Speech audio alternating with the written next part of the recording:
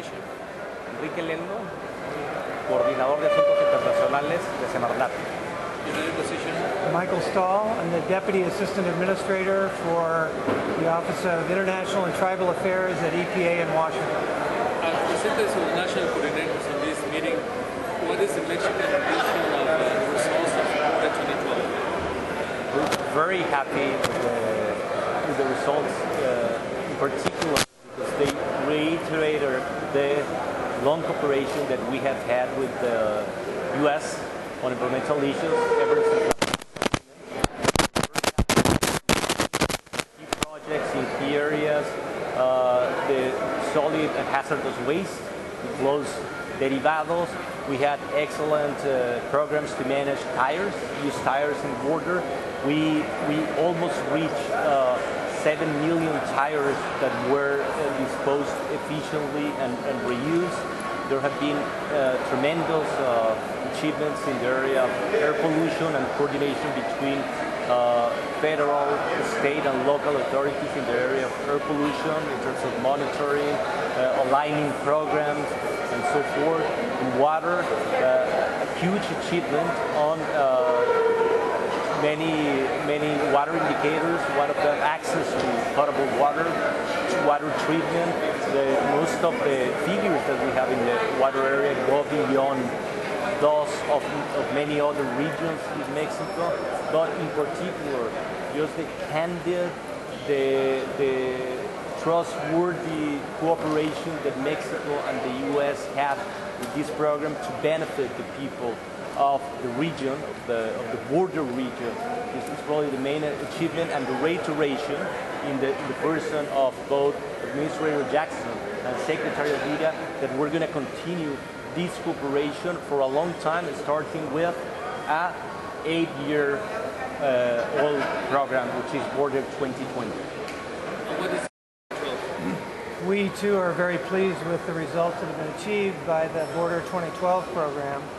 And I think Enrique has done a nice job of explaining some of the accomplishments. But I think what's important for us is that the investment of time and energy by both the U.S. government and the Mexican government is leading to real positive environmental and public health results for people along the border, on the ground, in the communities in the border. This is a group that doesn't just study problems, it fixes problems, and I think that's one of the reasons that Border 2012 has been such a success, and why I think the next iteration of this program will also be successful. So I think the focus on creating important outcomes for people in the towns and in the communities has been exactly where the two countries should be, and I think the two countries have, as Enrique has said, really deepened their relationship as a result of the cooperation that we've undertaken together in the Border 2012 program. There's a lot of next 2020. What is your perspective? Well, we've been talking for yesterday and also some meetings today that we would like to enhance the communication part of the program, more visibility. We would like more people to know, both in the region, in our countries, and some other parts of the world where we're achieving with this. We believe it's our responsibility to communicate as public officials the results, what we're getting with these important tasks that they have entrusted us with. So communications is going to be a key part, both internal and external communication to the people. There's another part that has to do with operations, the roles that each of the players has within the program. Is going to be very well specified. We're coming up with these biannual programs also, in which we're going to set specific targets, and we're going to try to work on indicators in order to have result-oriented activities within this program. We're also continuing with the bottom-up approach. States and some other partners of the program applauded that we have undertaken this bottom-up approach. Some of them told us that they don't want the central governments to tell them what to do, but that they want to work with the central government in order to set the main objectives of this. the means of implementation, and I think we totally agree with that. So you'll see more result-oriented and measurable activities and goals in here, more visibility, more communications, and a better work to implement the activities through a specific guidelines for each of the porters. Do you see Washington and Mexico cities? Yes, and I think what's happened here along the border in this program is a very good example of how the different levels of government can work together to actually solve problems on the ground.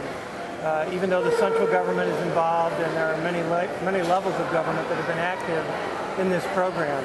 I would also suggest that for Border 2020, as we go forward, that one of the things I think you can expect is even more creative collaboration between various sectors of society, not just government, but also the private sector, the non-government organizations, and the philanthropic community, I think. We will find ways to use the resources and the expertise of all those groups and apply them to the problems on the border to solve them as effectively as we can. The other thing I would echo that Enrique just mentioned is this notion of being very much performance-based and doing measurable projects that have outcomes that can be quantified and that can be described to people in very compelling terms. And I think we've done that in Border 2012. We'll do more of it as we go forward in Border 2020, and I think that will be one of the keys to its continued success.